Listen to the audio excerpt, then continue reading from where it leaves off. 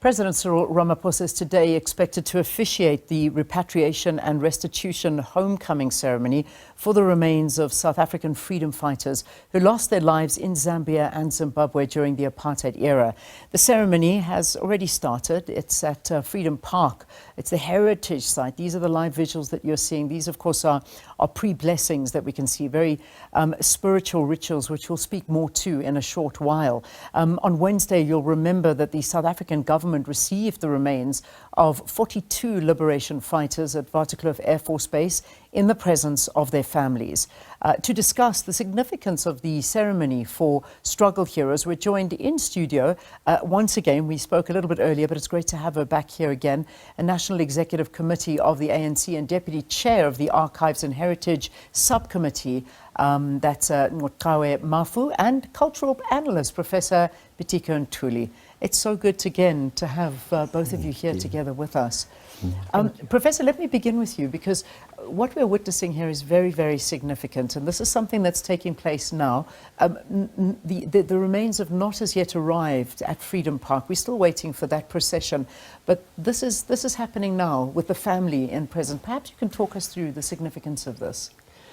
This is Freedom Park. And Freedom Park is a product of what the first Minister of Arts, Science and Culture introduced, the Arts and Culture Task Team, what was called ARCTEC. That was meant to outline the processes of how art and culture could to exist in society, in economy, in education, in everything. So when you look at this as Vivaneni, it goes back to the heart of real, true African spirituality, to appease the ancestors, so that the spirits of the people that are gone are returned. Yeah. But in order to understand that fully, is that in African culture, in Nguni culture, when a child is born, you don't cut the umbilical cord. You wait until it drops on its own. Where it drops, you pick it up, and then they are going to plant a tree to link you to the environment. Once you link it to the environment, then of course you are linked to your own totem. So the whole holistic, eco-viable world. So what's happening in here is that when a person dies from, you live in KwaZulu-Natal, you die in Limpopo, we have got to get a branch of a tree, spiritual tree, to go and fetch you there where you are and guide your spirit, narrating where you are traveling until you get back home, so that your spirit is at home. So you can therefore imagine then they got people who went in there to fight for their country, to fight for their own ancestors who are left out there. I think whatever happens, anybody can say the government has done a very, very powerful spiritual thing, right now. Indeed. I don't care anybody who bring in their what. spirits back here. But I want you to elaborate on this tree, this image of a tree, for those of us that don't understand. What kind of tree are we talking about here? There are various trees. There's one of the most famous ones is called Umlahla Nkosi. Umlahla Nkosi, that means that's the one you use also for burying, the king. Yeah. So there's a kind of variety, of them. So there are trees that are very spiritual in the same way as there are rocks that are spiritual and everything. We were accused of being animist, that everything is conscious. Today, quantum mechanics tells you what it is, and this spirituality also fits into everywhere. So that particular tree, then it is imbued where it grows, and the qualities and how that tree is very strong. It survives where others don't. Yeah.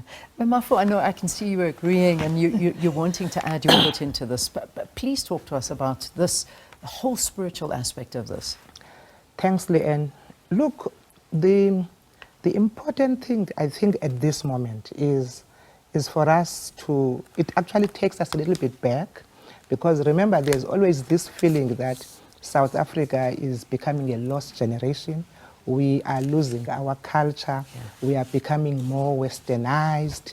We are not, observing our cultural beliefs. And for me, this event today is actually it's taking us back. It's making us to remember. It reminds us how South Africans are cultural human beings.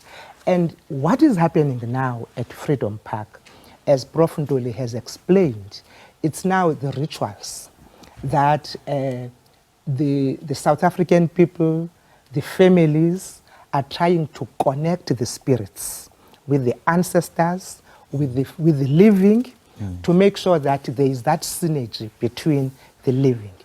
And you know, the African National Congress is actually excited about this because at the 55th National Conference, when we put together the subcommittee that deals with culture, the belief was that the ANC has actually forgot that culture is part of the liberation, is part of the revolution.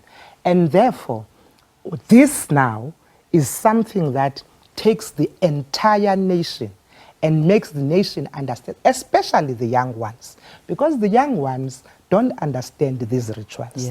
And therefore, now we are actually going a little bit backwards and saying, this is who we are, and it will never change.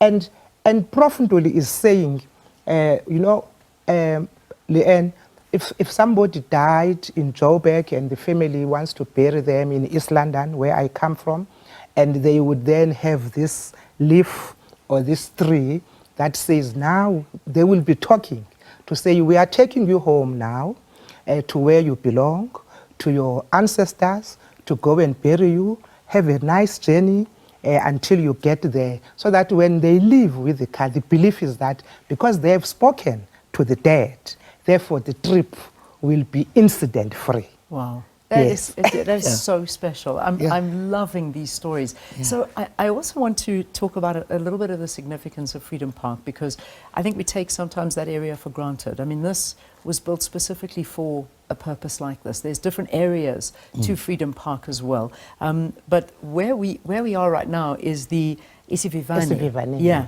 and this is a very special part, because the concept is derived from the word viva, which means to come together in a group, also interpreted as commitment to solidarity and unity of purpose. And so what we're looking at now is that whole center of isivivaneni, is Lesaka and its circle of 11 stones, and it's a symbolic resting place for the spirits of those who played a part in the struggles that the history of South Africa has seen. Soil has been brought to the spot from all areas of South Africa where conflict has occurred, and it is deemed sacred ground after representatives of all faiths and church denominations took part in the cleansing, healing, and return of the spirit ceremony. I just wanted to give South Africans more background of the area that this is taking place, to even give that significance even more.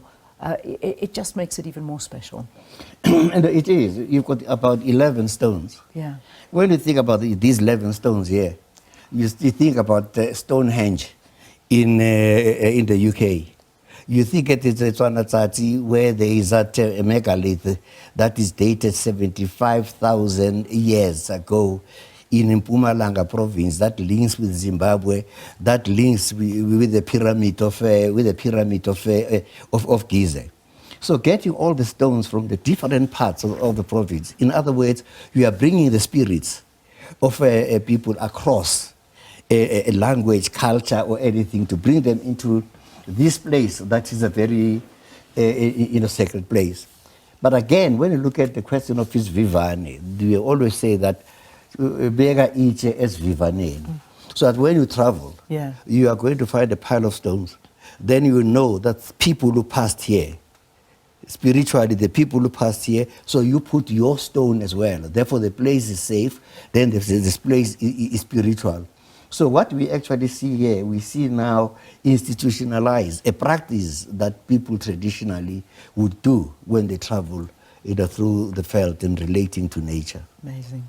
Oh, well, while we continue to watch these beautiful moments that are taking place live here, let's perhaps talk to the relationship, because I think it's an important time as well to reflect on the relationships that we had with neighboring countries. I mean, these, of course, the Frontline states, a loose coalition of neighboring African states: Angola, Mozambique, Zimbabwe, Botswana, Zambia, and Tanzania. So, I mean, these are obviously, they were very integral partners with South Africa during that time.